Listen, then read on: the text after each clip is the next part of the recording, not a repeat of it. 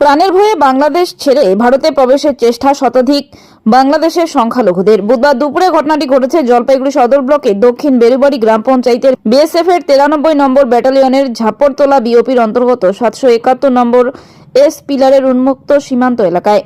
প্রসঙ্গত, বাংলাদেশে কোটা সংরক্ষণ আন্দোলনকে কেন্দ্র করে উত্তপ্ত হয়ে ওঠেন বাংলাদেশ, যার জেরে প্রধানমন্ত্রীর পদ থেকে পদত্যাগ করতে বাধ্য হন শেখ হাসিনা। এরপর তিনি বিশেষ বিমানে চেপে শেখ হাসিনা ও তার বোন রেহানাকে নিয়ে ভারতে আশ্রয় নেয়। তারপরই আক্রমণাত্মক হয়ে ওঠেন কোটা আন্দোলনকারীরা।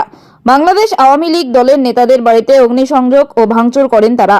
পাশাপাশি বাংলাদেশের সংখ্যালঘু হিন্দুদের উপর চরম অত্যাচার শুরু করেন তারা। বাংলাদেশ সীমান্ত লাগোয়া সংখ্যালঘু হিন্দুদের অভিযোগ, রাতের অন্ধকারে বাড়ির মহিলাদের তুলে নিয়ে যাওয়া হচ্ছে, যার জেরে 3 দিন ধরে রাতের ঘুম উড়ে গিয়েছে তাদের। এমনকি খাওয়া দাওয়া ছেড়ে দিয়েছেন তারা। এমতাবস্থায় প্রাণের ভয়ে বাংলাদেশের পঞ্চগড় জেলার বোদা থানার অন্তর্গত বানিয়াপাড়া, বনগ্রাম, লাহিড়িপাড়া, কালিয়াগঞ্জ এলাকার শতাধিক সংখ্যালঘু হিন্দু ভারতের বিএসএফ এর শরণাপন্ন হয়েছেন তারা। এরপর বিএসএফ আধিকারিকরা তাদের বাংলাদেশে ফিরে যেতে বলেন। এখানে ওই বাংলাদেশ থেকে কিছু লোক আসছে এখানে বর্ডারে আসছে, ওদিকে নাকি খেচাল টেচাল হয়েছে। এটা শুনতেছি, আমরা খবর টবর দেখতেছি।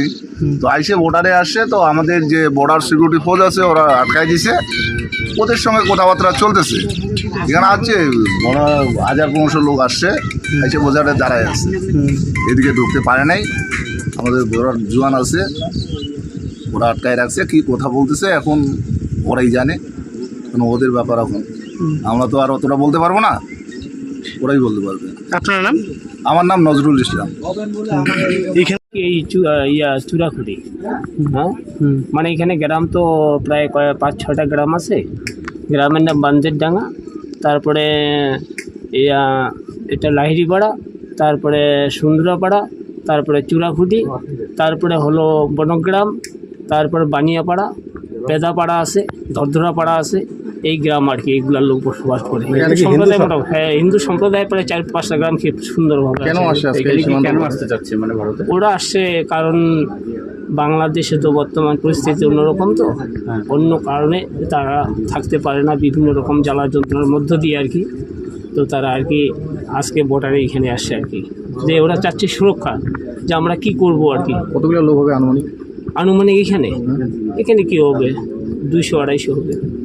মানে ভারতে সাহায্য চাচ্ছে। হ্যাঁ, ওরা সাহায্য চাচ্ছে, ওরা আসছে যে আমরা কিভাবে থাকবো, সুরক্ষা একটা দেখ, না হলে আমাদের কি করব, আমরা এখানে থাকবো।